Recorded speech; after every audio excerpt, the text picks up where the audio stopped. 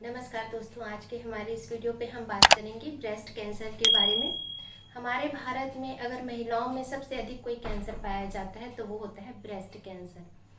Breast cancer प्रतिवर्ष लगभग 1 लाख महिलाएं इससे ग्रसित होती हैं और हर साल लगभग 60 से 70 हजार महिलाओं की मृत्यु ब्रेस्ट कैंसर की वजह से हो सकती है।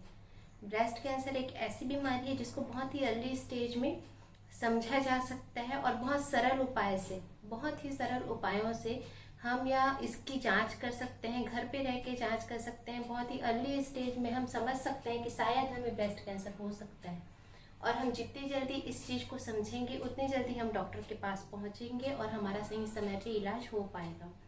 तो इसके लिए यह जानना बहुत ज़्यादा ज़रूरी है कि ब्रेस्ट कैंसर के कॉजेज़ क्या हैं, क्या क्या सिम्टम्स होते हैं और हमें उसका एग्जामिनेशन कैसे करना है। तो आज के हमारे इस वीडियो में हम बात करेंगे इन्हीं सब टॉपिक के बारे में। तो सबसे पहले हम डिस्कस करते हैं इसके कॉजेज़ के बारे में।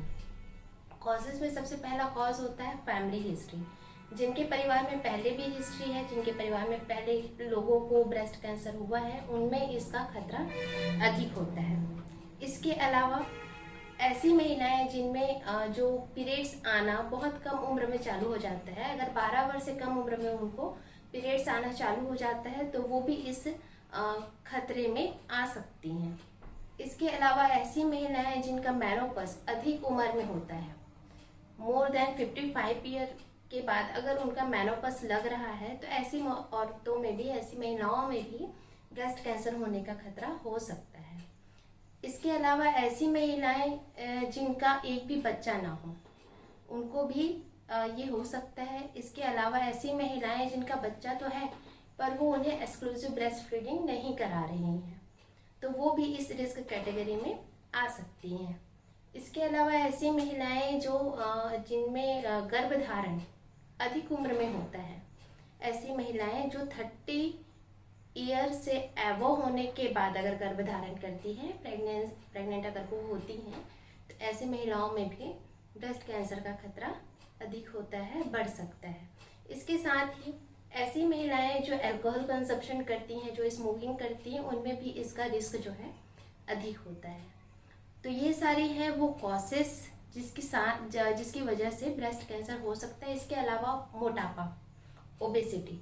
अब ओबेसिटी क्यों हो रहा है? क्योंकि हमारी लाइफस्टाइल आज की डेट पे ऐसी हो चुकी है, काफ़ी लेज़ी लाइफस्टाइल हो चुकी है, बहुत लेस एक्टिविटी होती है। हम लोग हेल्दी फूड बहुत कम लेते हैं, पैकेट फूड का इस्तेमाल ज़्यादा करते हैं, प्रिजर्व फूड का इस्तेमाल ज़्यादा करते हैं। तो ये सारी चीज़ें हैं जो कॉजेज़ हैं मोटापा का, और मोटापा एक बहुत बड़ा कॉज है ब्रेस्ट कैंसर का। तो ये तो सारी चीज़ें हो गई जो कॉजेस में आती हैं ब्रेस्ट कैंसर के लिए। अब इसके बाद हम बात करेंगे कि इसमें क्या क्या लक्षण हमें मिलते हैं, हमें क्या क्या लक्षण देखने को मिल सकते हैं ब्रेस्ट कैंसर में। तो इसके लक्षण में जो सबसे पहला लक्षण है वह यह है कि ब्रेस्ट में या फिर बगल में गांठ का पाया जाना, साथ ही ब्रेस्ट में लालिमा, सूजन या ब्रेस्ट में पपड़ी की तरह निकलना, ब्रेस्ट में कहीं पे दर्द होना, काफ़ी ज़्यादा पेन का रहना, टेंडरनेस इसे हम कह सकते हैं। साथ ही निप्पल के साइज़ में चेंजेस आना, दोनों ब्रेस्ट के साइज़ में चेंजेस आना। इसके साथ ही निप्पल से किसी प्रकार का डिस्चार्ज होना, चाहे वो दूधिया डिस्चार्ज हो, चाहे वो पस की तरह डिस्चार्ज हो, चाहे वो ब्लड की तरह डिस्चार्ज हो। अगर निप्पल से किसी प्रकार का डिस्चार्ज हो रहा है तो यह भी ब्रेस्ट कैंसर का लक्षण हो सकता है। इसके साथ ही स्तन में अगर कहीं कहीं जगहों पे गड्ढे टाइप के अगर आपको मिलते हैं, ब्रेस्ट का साइज तो नॉर्मल है पर ब्रेस्ट में गड्ढे बने हुए हैं, तो इस स्थिति में भी हमको यह मानना चाहिए कि मे बी यह ब्रेस्ट कैंसर हो सकता है और हमें जल्द से जल्द अपने गायनेकोलॉजिस्ट से संपर्क करना चाहिए। तो ये तो हो गए वो सारे लक्षण जो ब्रेस्ट कैंसर के हैं।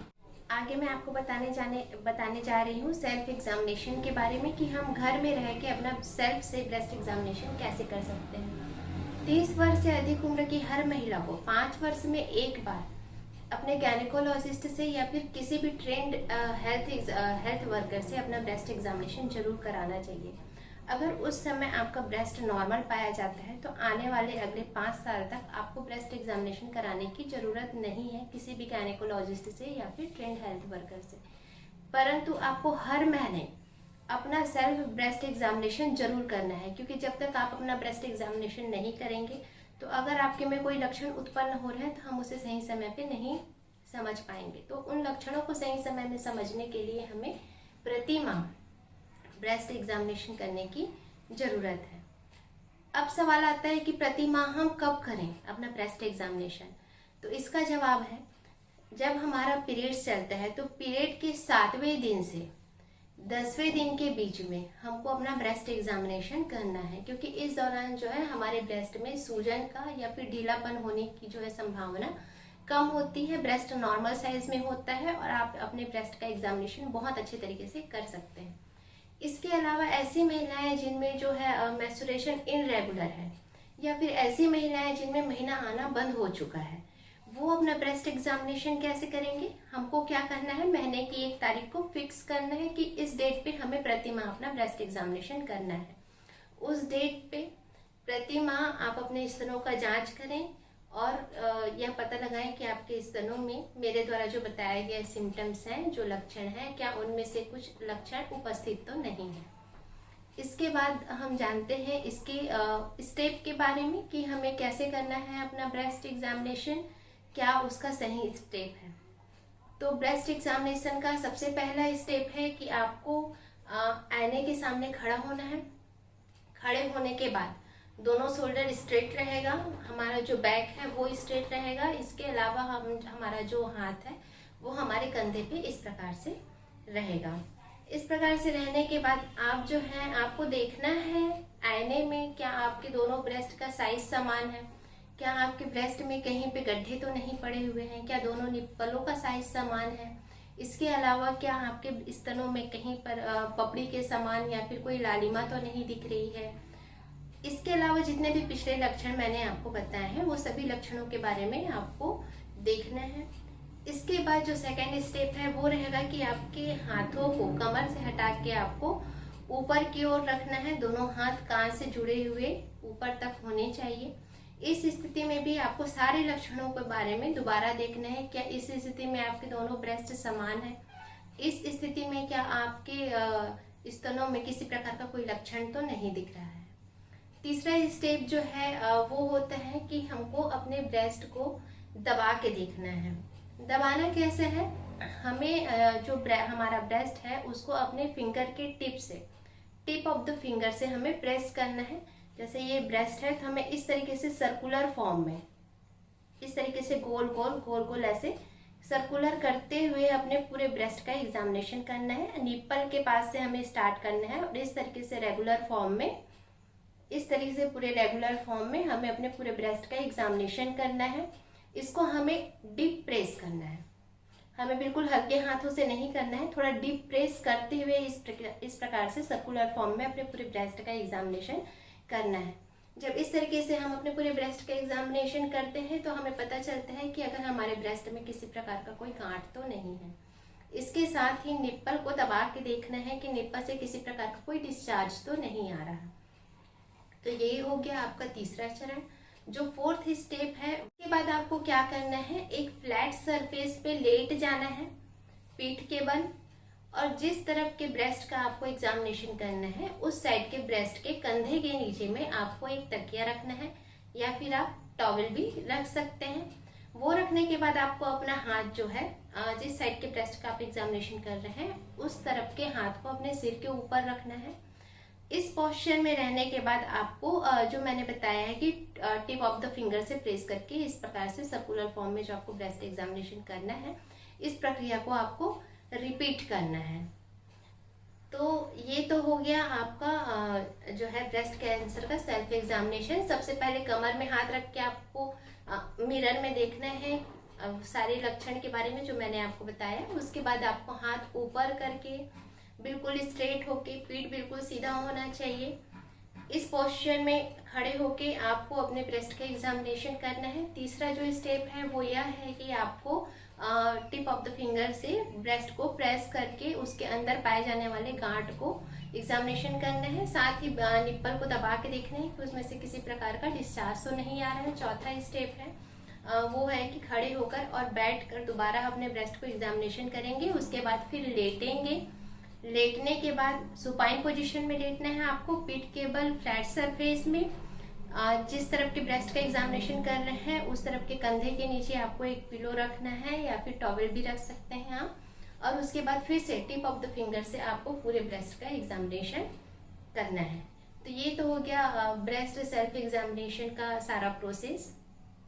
इसके बाद हम बात करेंगे कि अगर आप हेल्थ वर्कर हैं, अगर आप किसी हॉस्पिटल में काम कर रहे हैं और आपके पास कोई महिला आती है ब्रेस्ट एग्जामिनेशन करवाने के लिए, या अपने ब्रेस्ट में होने वाले किसी भी असमानता, अपनी किसी भी समस्या को लेके आपके पास आती है, तो उस कंडीशन में आपको किन बातों का ध्यान रखना है और किस प्रकार से उसका ब्रेस्ट एग्जामिनेशन करना है, आगे हम इस टॉपिक पे बात करेंगे। अगर आप किसी फैसिलिटी में वर्क कर रहे हैं, आपके पास कोई महिला आती है, तो सबसे पहले जिस चीज़ को आपको ध्यान देना है ब्रेस्ट एग्जामिनेशन करने से पहले, वो है उसकी प्राइवेसी के बारे में।